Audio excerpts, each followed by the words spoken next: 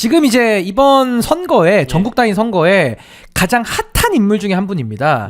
민주당의 평택에서 용남, 평택 드래곤 김용남 후보 이제 6일이죠. 이제 내일입니다. 내일 국회에서 평택 비전 발표회를 합니다.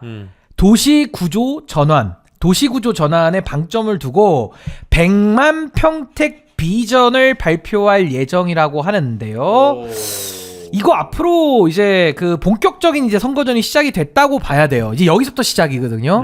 요거 좀 어떻게 보고 계십니까? 아니 뭐 이제 제가 오늘 이제 진보당의 손소로 의원하고 같이 방송을 했는데 제가 보면 지금 확실히 이제 정책에 대한 접근, 평택시에 대한 정책적 접근과 비전에 대해서 이야기를 하는 쪽은 김용남 의원하고 김재현 대표가 좀 도드라지긴 한 것 같아요. 두 분이 좀 돋보이죠. 두 분이. 김재현 대표 같은 경우에는 일찍이 평택을 털을 닦고 있었기 때문에 맞아요. 지역 밀착형 행보를 하고 있었다고 하고 좀 놀란 게 뭐 어떤 평택을의 특정 지역에 좌회전 깜빡이가 너무 빨리 끊긴다고 해가지고 그것도 3초를 더 늘려준 게 또 진보당이 그런 아주 디테일함을 챙기고 있다고 하더라고요. 그리고 뭐 미군 기지 관련된 특별법에 대해서도 좀 손을 봐야 된다. 그 24조에 대한 분석도 또 진보당이 했다고 하는데 그만큼 혹은 그 이상으로 이제 민주당의 김용남 후보는 이제 평택을 위한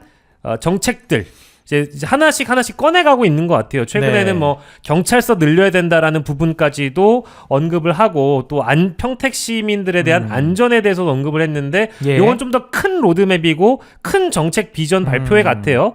오피셜하게. 그러니까 요 내용에 아마 기존에 말씀하셨던 부분들이 좀 많이 들어가 있겠죠.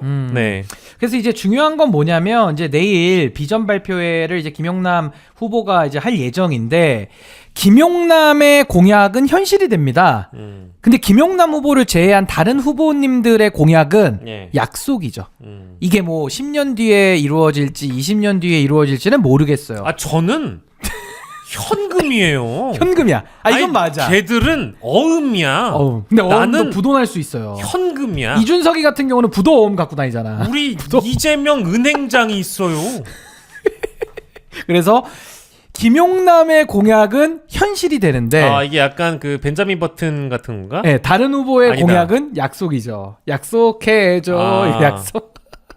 진짜입니다. 월터의 상상은 현실이 된다는 영화가 있어요. 김용남의 공약은 현실이 된다. 이거 너무 좋네. 월터. 월터의 상상은 현실이 된다는 영화가 있는데 드래곤 가이의 이매지네이션은 현실이 된다. 그거 한번 좀 성대모사로 한번 해주세요. 아니 제가 월터의 상상은 현실이 된다고 하거든요. 아니 이건 진짜입니다. 이건 진짜로. 아니 글쎄 그래서 대통령은 이재명의 선택. 평택시장은 누구죠? 장정선.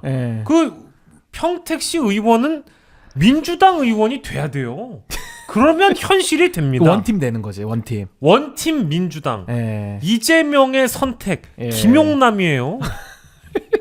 그래서 요거는 진짜 민주당이 그게 장점이죠. 그러니까 지방선거와 또 국회 권력을 다 갖고 있다라는 게 이게 뭐 권력 쏠림으로 견제론이 옛날에는 있었는데 그건 이제 그 정권이 못할 때는 이제 견제 심리가 있지만 잘하면은 힘 실어주는 게 당연한 겁니다. 대통령제 하에서. 그러니까 그런 차원으로 이해를 하시면 될 것 같고요. 자, 요거 한번 볼게요. 경기일보 기사. 김용남 조국 적반하장 이해 불가하다.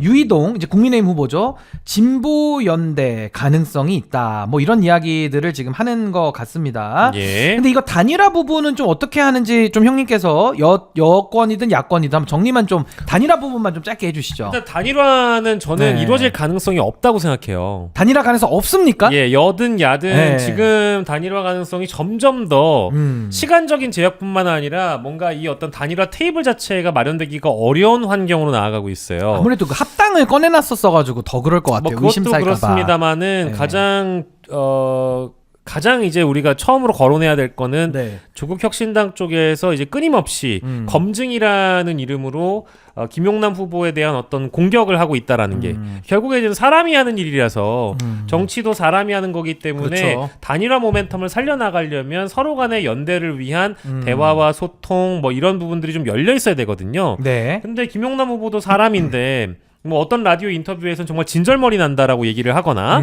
그리고 이제 허위 사실이 어떤 건지를 좀 언급을 해줘야 되는데 지금 뭔가 마타도어나 흑색선전으로 흐르고 있다라고 지금 주장을 하고 계신 거고. 너무 심해서 그래요. 너무 심하니까 진절머리 난다는 말씀까지도 나온 거죠. 그렇죠. 그리고 심해서. 조국혁신당의 조국 후보나 그 조국 캠프라든지 그 조국혁신당 인사들 저는 뭐 아까 전에도 한가선 대변인과 함께 방송을 하고 왔는데 네. 이 검증에 대한 의지를 이쪽에서 놓지 않으려고 하다 보니 뭐 이거에 대해서 접점이 지금 없어요. 김용남 후보는 뭐 저기 평택시를 위한 정책 비전 발표를 한다고 하는데 네. 조국혁신당은 그것과는 별개로 일단은 마치 선결 조건처럼 정책에 대한 토론을 하려면 과거에 대한 인정을 하고 사과를 해라.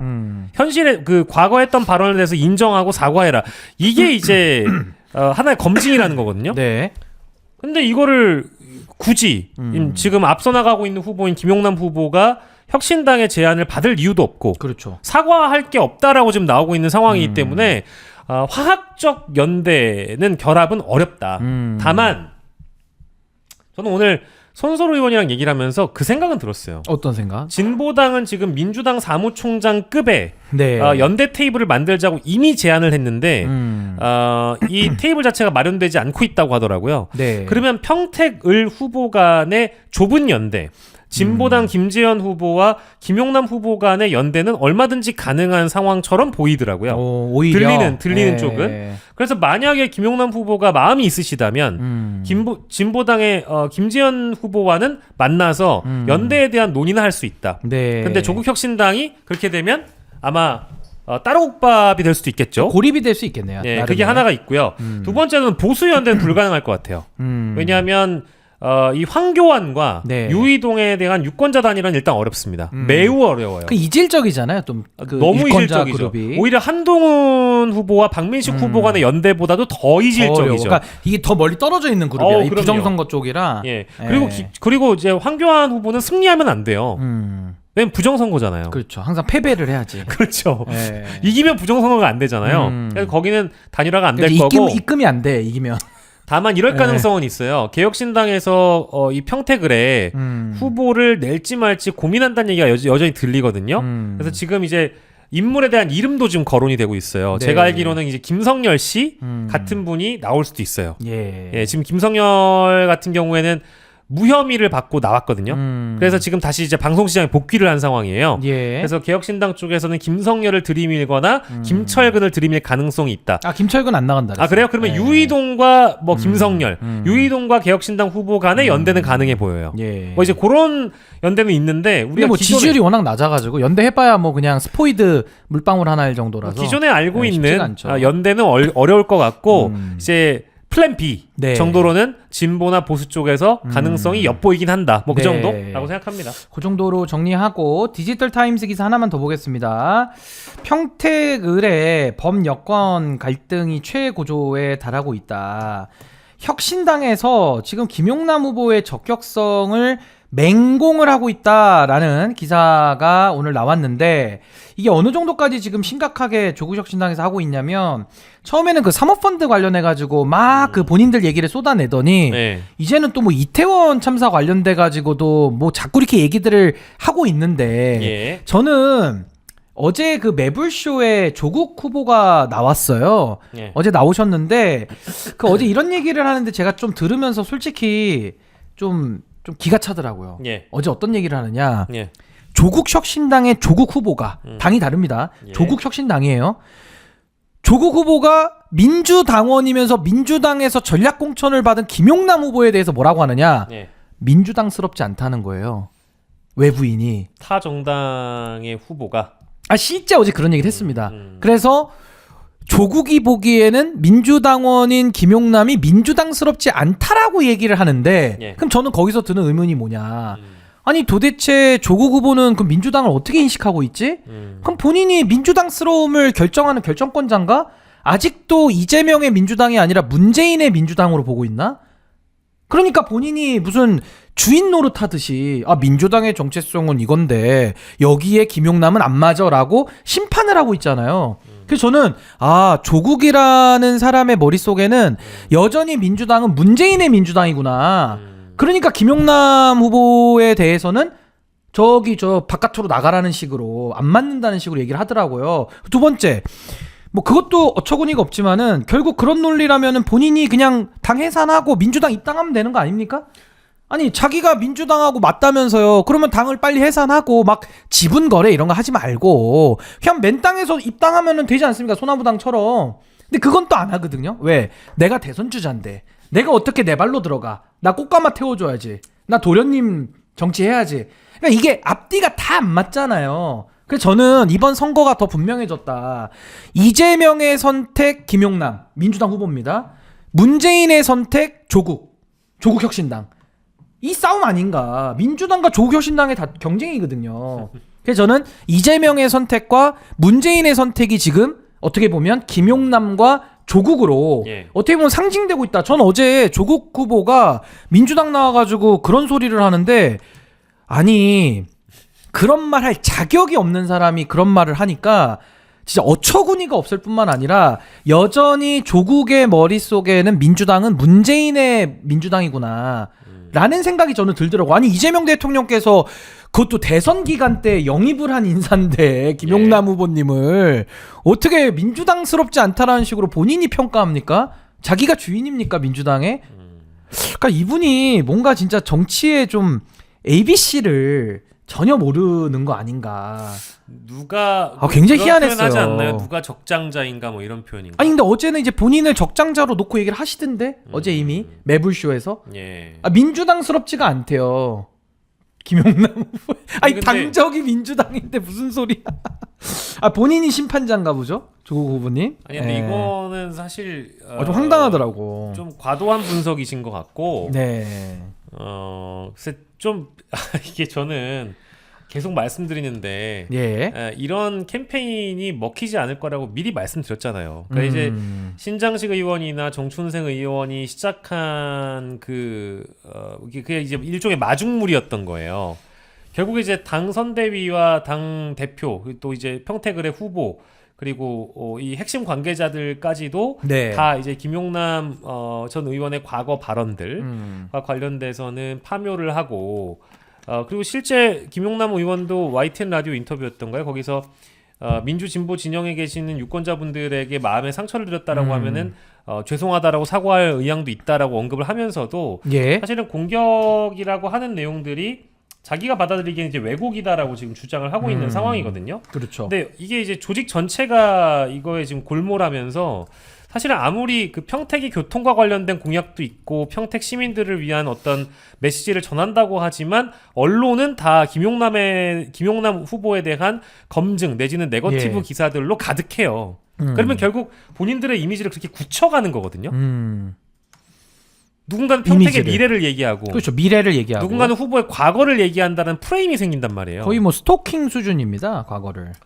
그리고 이거는 아까 이제 정치 문법을 말씀하셨는데 이상한 거예요. 그러니까 이거는 그러니까 이제 정치 무관여층들이 할 법한 질문이에요.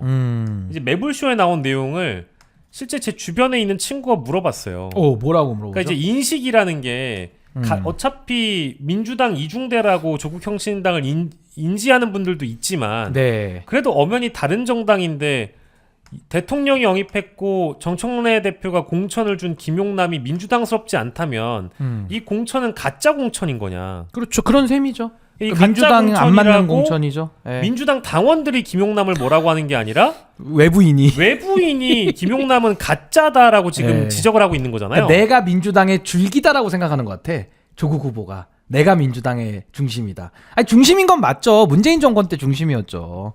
본인이. 그러니까 이거는 뭔가 좀 착각을 좀 하고 계신 것 같다라는 생각이고 이게 먹히려면 굉장히 많은 다수의 민주당 당원분들이 조국 혁신당을 사랑하고 있거나 조국 대표를 사실상 민주당 후보라고 인식을 해서 이번 선거에서 조국 대표를 뽑아야만 하거든요.